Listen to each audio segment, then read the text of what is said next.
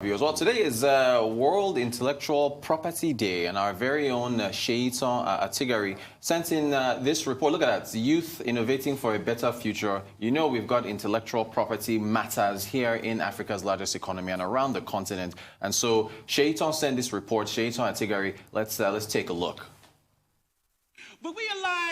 Annually, the 26th of April is set aside to celebrate World Intellectual Property Day.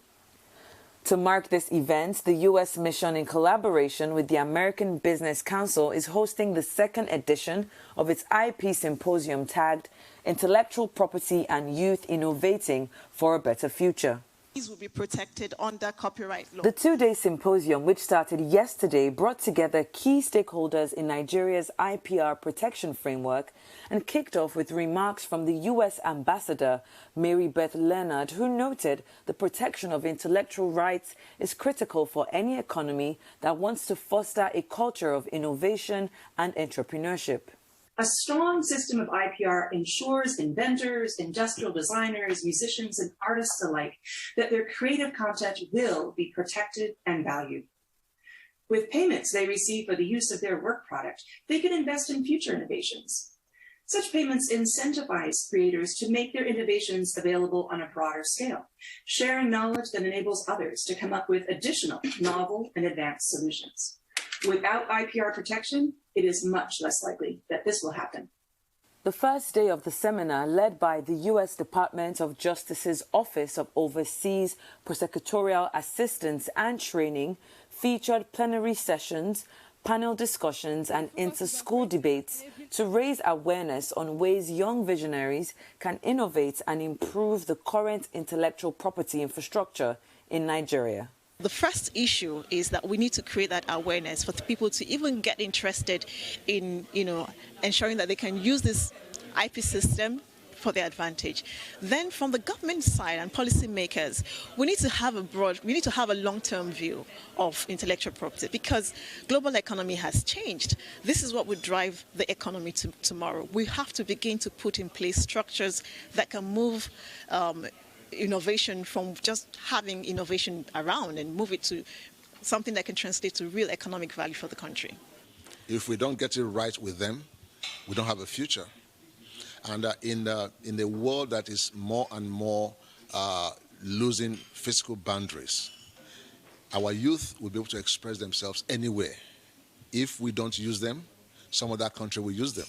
Some other investors will use them. So it's important that we get it right with the children and the youth.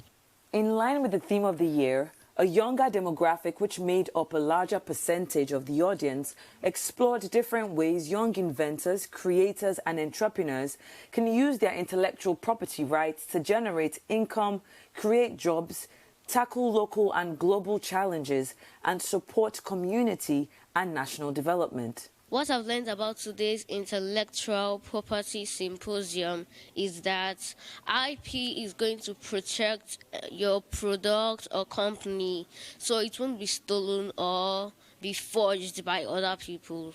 The youth is the future. This is our music business is youth-driven, and it's important to start teaching them and educating them while they are young. The ones that are interested in being on the back end, not necessarily just the artists, the business and the lawyers and the managers. They should understand what they are getting into if this is something that they want to do long term. So that's the reason why I'm here, because again, I'm a big proponent of developing the local infrastructure. We are seeing success internationally, but this global wave that Afrobeats has might not always be there, and we're going to come back home, and we need to make sure home is properly structured and we can all take part in the industry here. Content creation is for everyone, but the youth seem to indulge in it more, and it's an alternative to the employment they seek. It's not available, so they have to be self-employed. It's the easiest way to be self-employed. Create a concept, say you want to put it out as content, and you do it on so many platforms, and before you know it, people start responding, and the more people that respond, the better your remuneration. So it's the youth that are really mostly involved in content creation, and they are doing a wonderful job, not only in Nigeria, but globally. I don't think we're doing a lot. Saying that the police is going to go after all the people that are doing pirating and stuff is just nonsense. We have to have better policies in place and stricter rules on how we go about stopping the pirates. Across the globe and here in Nigeria, young people are stepping up to IP innovation challenges, using their energy and ingenuity, their curiosity and creativity to steer a course towards a better future.